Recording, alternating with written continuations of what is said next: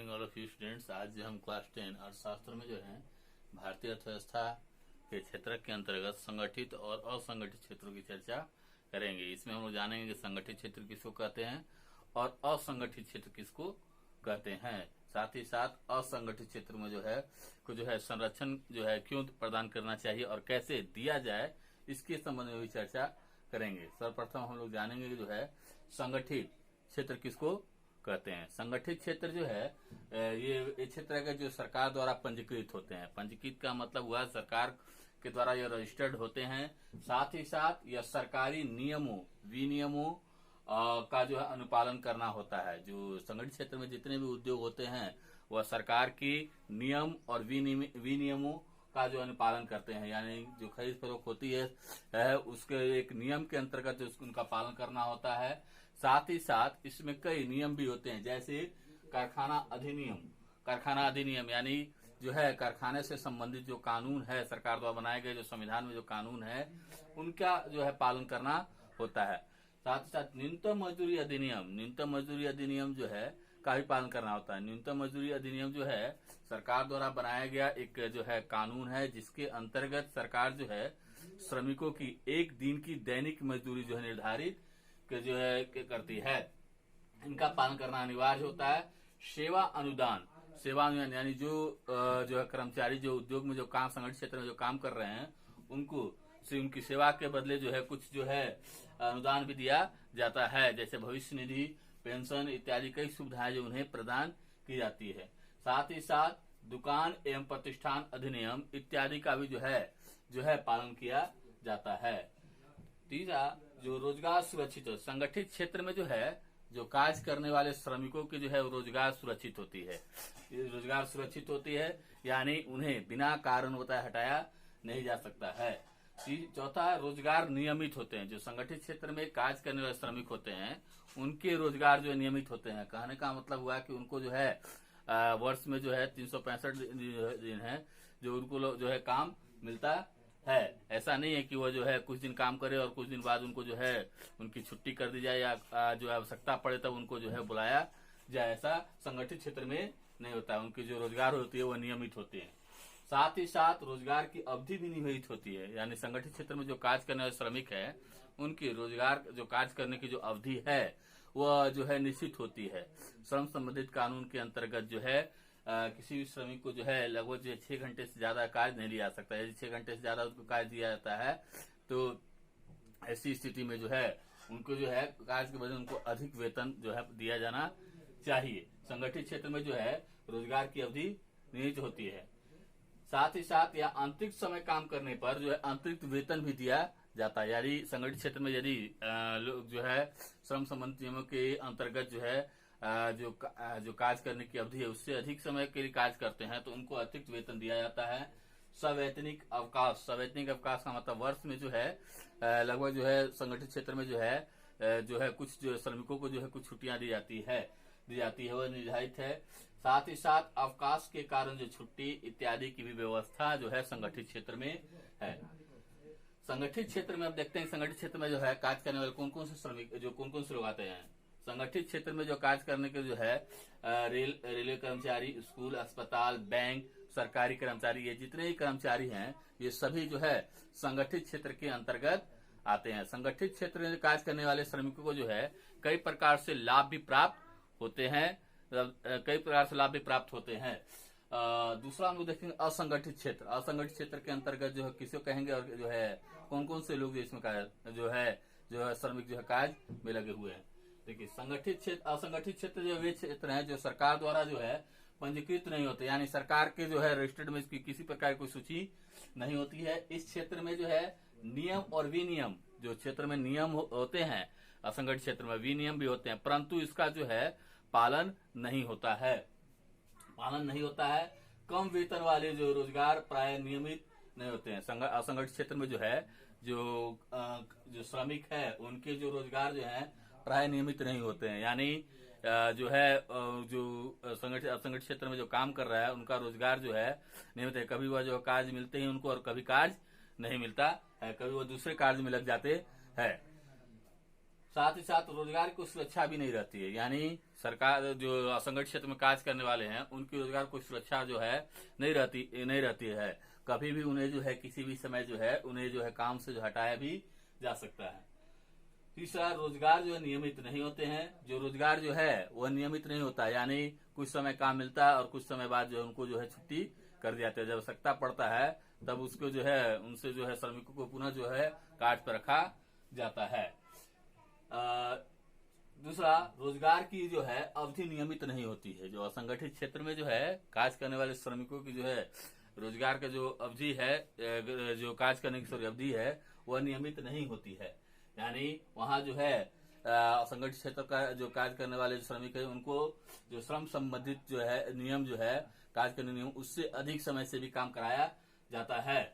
साथ ही साथ जो है यहाँ अतिरिक्त समय कार्य करने पर अतिरिक्त वेतन की भी कोई जो है, यानी यदि वह जो है 6 घंटे से 8 घंटे से अधिक जो है 10 घंटा या 12 घंटा 14 घंटा भी काम कर लेता है तो उसे एक दिन की ही दैनिक मजदूरी दी जाएगी। अतिरिक्त वेतन की यहाँ सुविधा नहीं है। जबकि संगठित क्षेत्र में हम लोग देखते हैं, संगठित क्षेत्र में जो है अतिरिक्त वेतन की सुविधा है, यानी अगर एक्स्ट्रा जो है समय से अधिक ज्यादा काम करते हैं तो वहाँ जो है उन जो श्रमिकों को जो है अतिरिक्त वेतन मिलता है। अतिरिक्त वेतन भी मिलता है।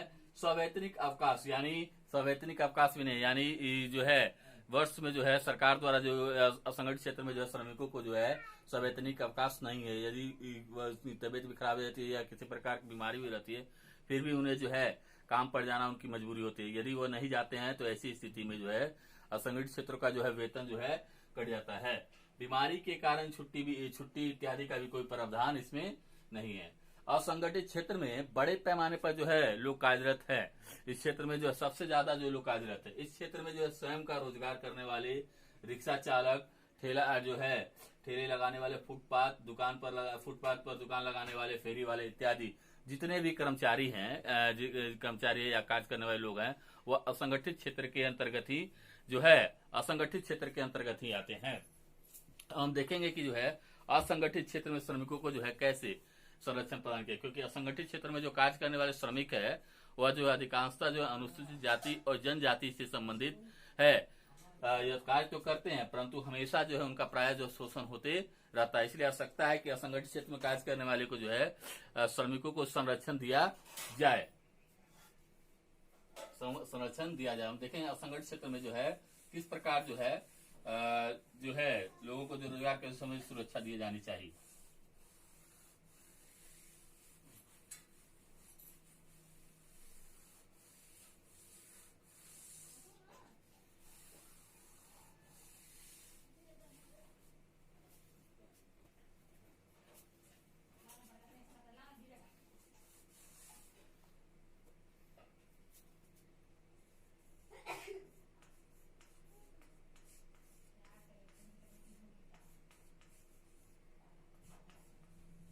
असंगठित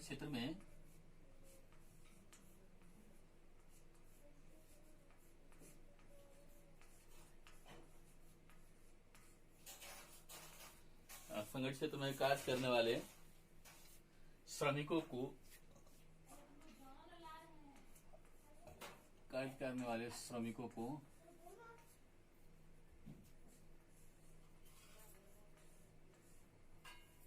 असंगठित क्षेत्र में कार्य करने वाले श्रमिकों को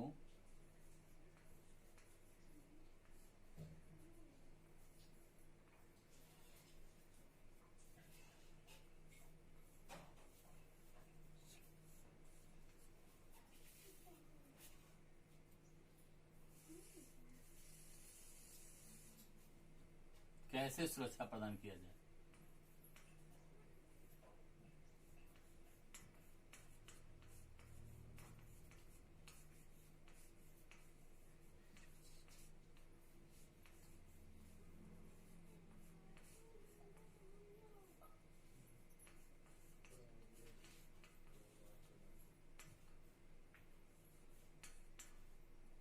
जो संगठित क्षेत्र में जो कार्य करने वाले श्रमिक जो है ज्यादातर जो है अनुसूचित जाति जनजाति से संबंधित रखते हैं, जिनकी जो है आय कम है। साथ ही साथ जो है समाज के बड़े वर्गों द्वारा जो है इनका शोषण होता है, इसीलिए जो है शोषण भी किया जाता है। हम लोग देखते हैं कि जो है क्षेत्र में जो है फेरी वाले, ठेले वाले और जो फुचका लगाने वाली दुकानों को प्राय हमेशा जो है उनको जो है उनके कार्यों से जो है बाधित किया जाता है। प्रशासन द्वारा उनको जो है कभी जो है किसी स्थान पर लगाने नहीं प्रदान किया जाता है, किसी क्षेत्र में जाने से उन्हें रोका जाता है। इससे जो है उनकी जीविका जो है प्रभावित होती है। इसीलिए असंगठित क्षेत्र में कार्य करने वाले श्रमिकों को जो है सुरक्षा प्रदान करने की आवश्यकता है। इसके लिए सरकार द्वारा जो है सर्वप्रथम जो है श्रम संबंधित कानून जो है उनको जो है कठोरता रूप से लागू किया जाना चाहिए। साथ ही साथ जो असंगठित क्षेत्र में कार्य करने वाले लोगों को जो है श्रम संबंधित नियमों की भी जानकारी दी जानी चाहिए। जो है श्रम संबंधी जो नियम है उनको जो है बारे में उनकी जानकारी दिया जाना चाहिए। तभी जाके साथ ही साथ असंगठित क्षेत्र में कार्य करने वाले लोगों को जो है कारखाना अधिनियम, सुरक्षा से संबंधित अधिनियम कई रूपों से उनकी जानकारी दी जानी चाहिए। तभी जो है संगठित क्षेत्र में कार्य करने वाले श्रमिकों को जो है सुरक्षा प्रदान की जाएगी।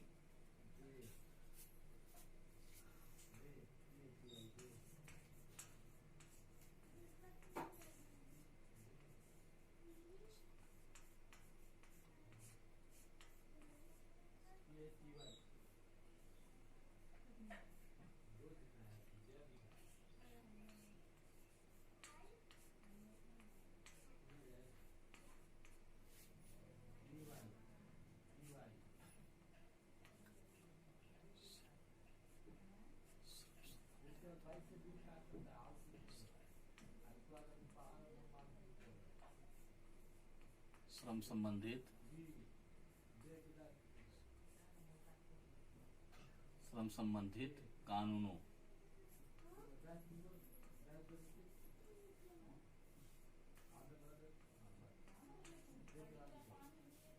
को लागू करके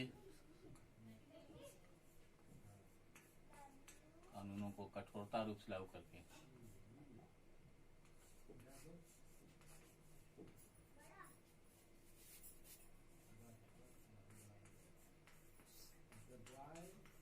करके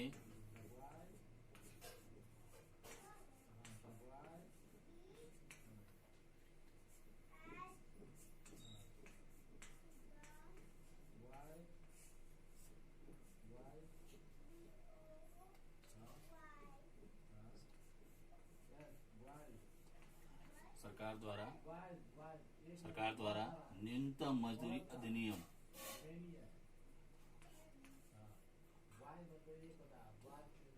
सरकार द्वारा पारित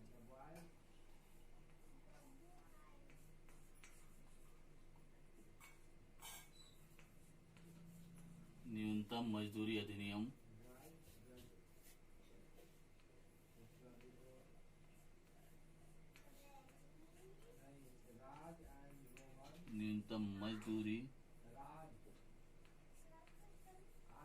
सरकार द्वारा न्यूनतम मजदूरी अधिनियम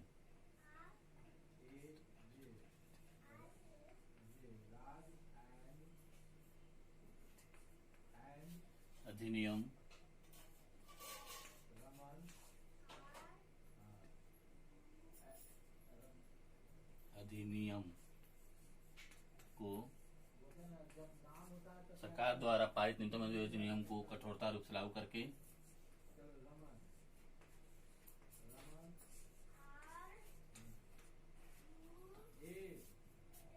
से लागू करके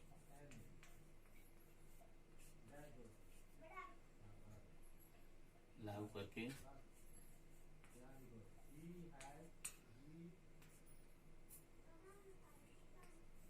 असंगठित क्षेत्र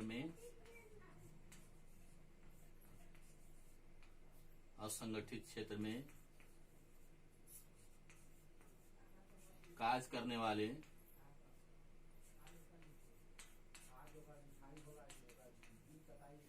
असंगठित क्षेत्र में कार्य करने वाले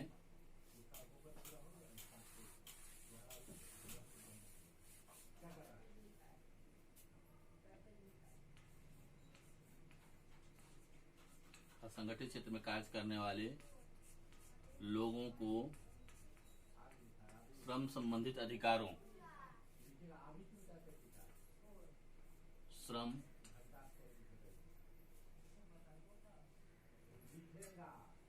संबंधित श्रम संबंधित अधिकारों श्रम संबंधित अधिकारों के बारे में बताकर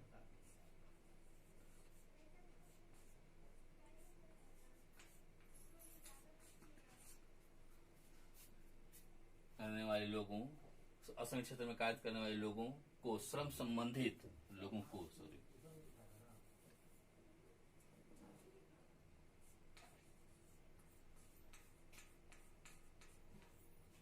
श्रम संबंधित अधिकारों के प्रति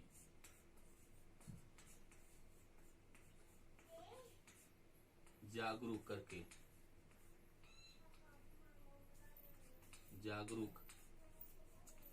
करके जो है असंगठित क्षेत्र में कार्य करके असंगठित क्षेत्र कार्य श्रमिक प्रशिक्षण देकर श्रमिकों को कैसे सुरक्षा प्रदान किया जाए। असंगठित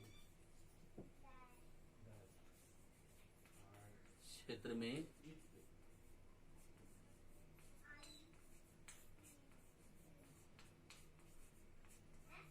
कार्य करने वाले क्षेत्र में कार्य करने वाले श्रमिकों को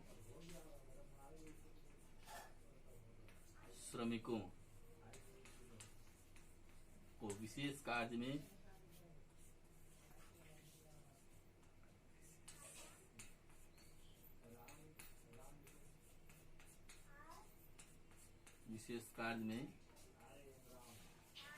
प्रशिक्षण देकर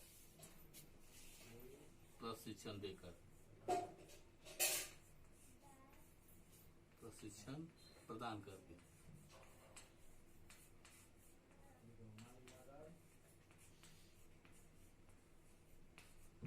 प्रदान करके जो है असंगठित कार्य करने वाले श्रमिकों को जो सुरक्षा प्रदान किया जा सकता है। और हम देखेंगे जो है सार्वजनिक क्षेत्र और निजी क्षेत्र जो है किसको कहेंगे, और स्वराज क्षेत्र निजी क्षेत्र के अंतर्गत कौन कौन से उद्योग आते हैं।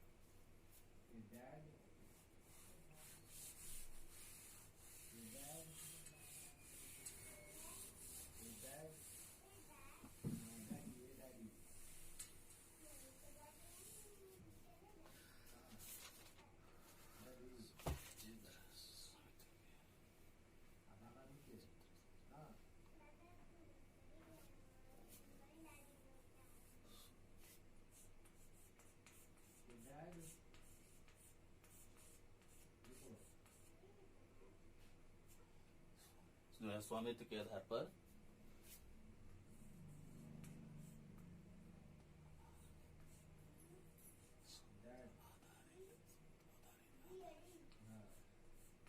स्वामित्व आधारित क्षेत्र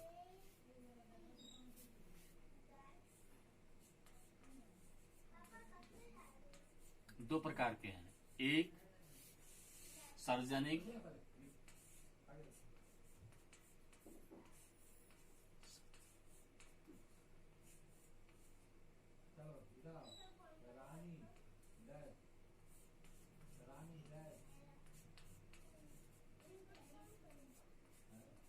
दूसरा निजी क्षेत्र।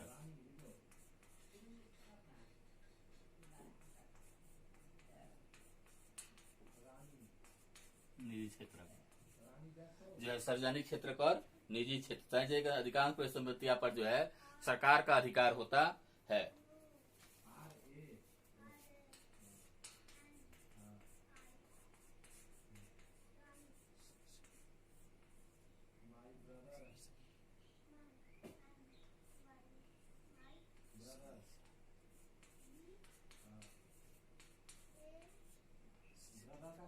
सार्वजनिक क्षेत्र में अधिकांश परिसंपत्तियां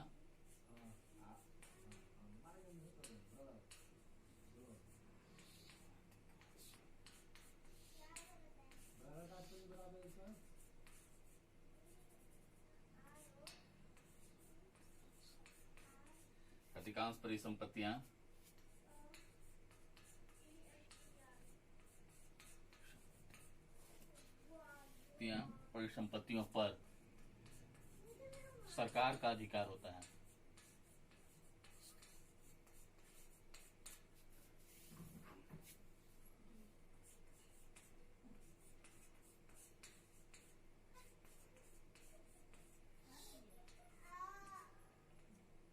स्वामित्व होता है और सरकार ही सभी सेवाएं उपलब्ध कराती है।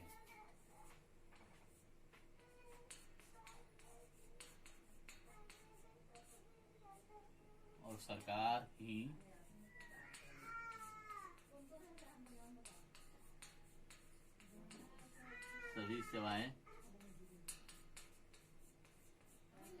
ही सभी सेवाएं उपलब्ध कराती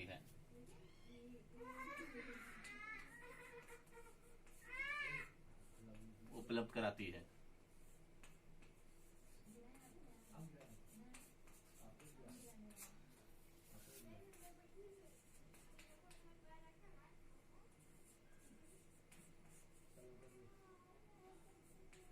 उदाहरण है रेल, डाक तार सेवाएं, डाकघर।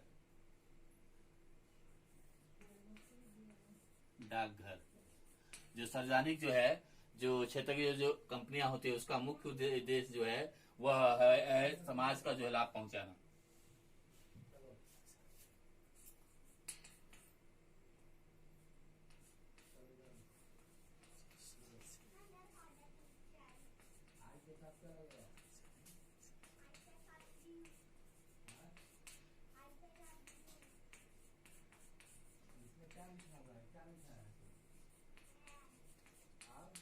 शहरी क्षेत्र की गतिविधियां हमेशा समाज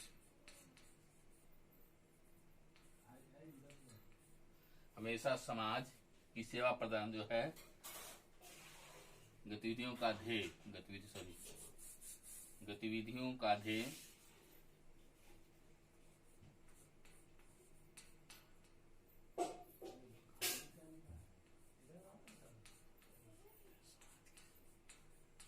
समाज की सेवा करना होता है।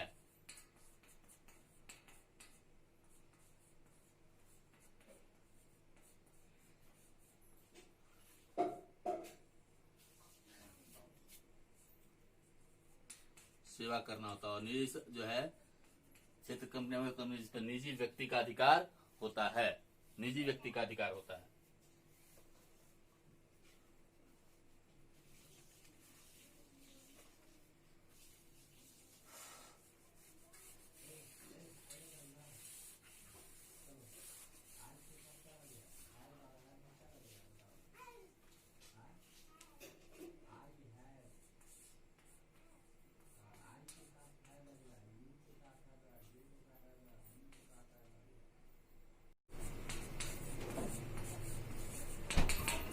निजी क्षेत्र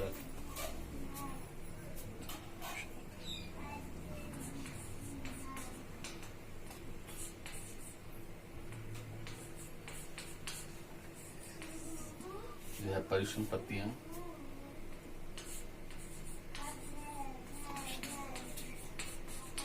पर जो है परिसंपत्तियों पर स्वामित्व और सेवाओं के वितरण की जिम्मेदारी स्वामित्व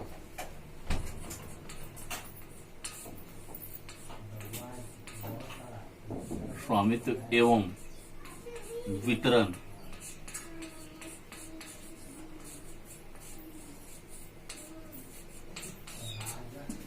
की जिम्मेदारी स्वामित्व सेवाओं के वितरण स्वामित्व और सेवाओं के वितरण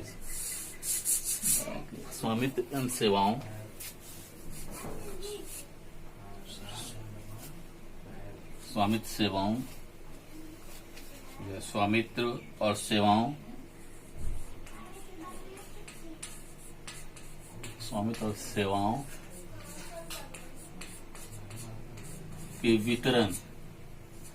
और सेवाओं के वितरण की जिम्मेदारी जो है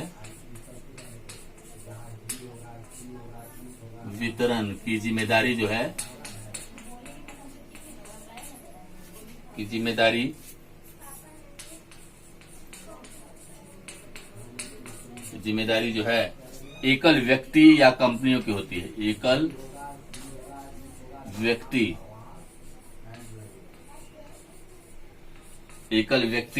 या कंपनी की हाथ में होती है।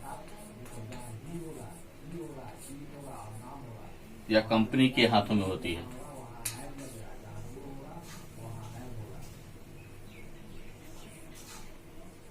कंपनी के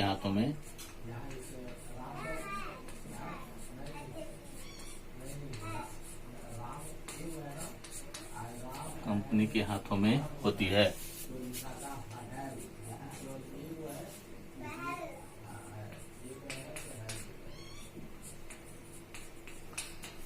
कंपनी के हाथों में तो उदाहरण स्वरूप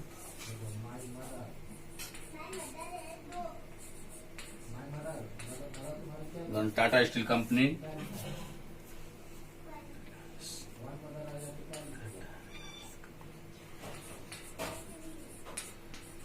Reliance company,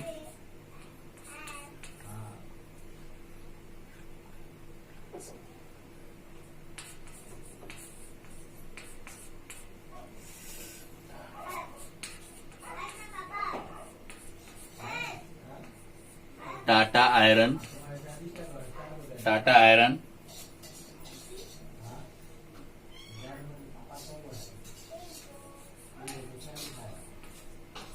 Tata iron and steel company कई जो है निजी क्षेत्र जो भारत में जो कंपनियां जो कार्य कर रही है, निजी क्षेत्र कंपनी का जो ध्येय जो है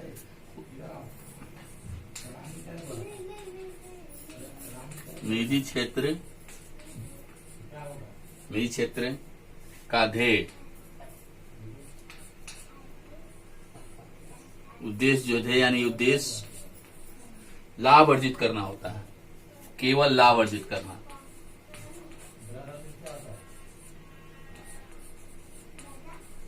केवल लाभ कमाना होता है।